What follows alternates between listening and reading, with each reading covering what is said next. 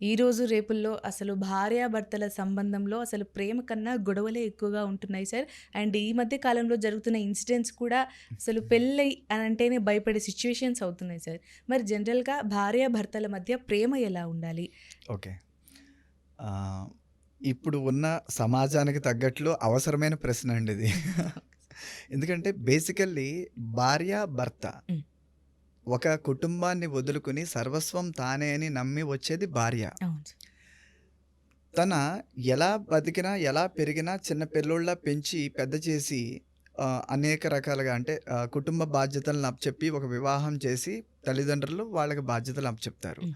అయితే భర్త విషయంలో చెప్పినట్లయితే ఒక భర్త తన సగటు రెస్పాన్సిబిలిటీ ఏ విధమైన ఫీలింగ్ అవ్వాలనేది కూడా తల్లిదండ్రుల యొక్క పెంపకాన్ని బేస్ చేసి కూడా ఉంటుందండి. ఓకే. ఇక్కడ ప్రాబ్లం ఏంటంటే కోరి వచ్చిన అమ్మాయిని జీవితాంతం ఆనందంగా చూడాల్సిన బాధ్యత భర్తదే. హ్మ్.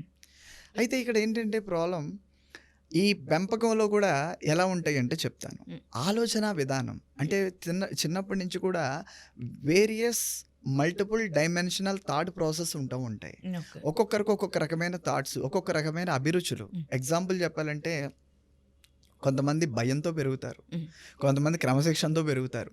కొంతమంది నిజాయితీతో పెరుగుతారు. హ్మ్. కొంతమంది నైతిక విలువలతో పెరుగుతారు. కొంతమంది డీవియేషన్స్‌తో పెరుగుతారు. హ్మ్. కొంతమంది గారాబంతో పెరుగుతారు. హ్మ్.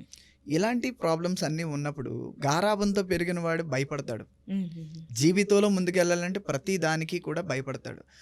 ఈవెన్ దో మ్యారేజ్ అయినప్పుడు కూడా మ్యారేజ్ అయినప్పటికీ కూడా వచ్చిన అమ్మాయిని కన్నా తల్లినే ఎక్కువ. తల్లి మీద డిపెండ్ అవుతాడు. ఓకే. ఎందుకంటే చిన్నప్పటి నుంచి ధైర్యం చెప్తూ అవును. పెంచుతుంది తల్లి. అంటే ధైర్యం చెప్పడం కాదు. సారీ, ఈ వర్డ్ కరెక్ట్ కాదు యాక్చువల్‌గా. Right sir. అక్కడ ప్రాబ్లమ్ ఏంటంటే గారాబం పెడతం వల్ల తన చేతకానితనాన్ని అభివృద్ధి చేసింది తల్లి. హ్మ్.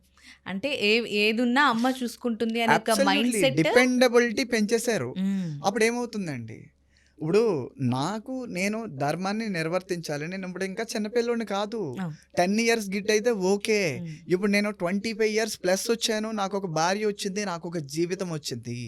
తను నన్ను నమ్ముకొని వచ్చింది. హ్మ్. తనని నేను బాధ్యతగా చూసుకోవాలి. చూసుకోవాలి.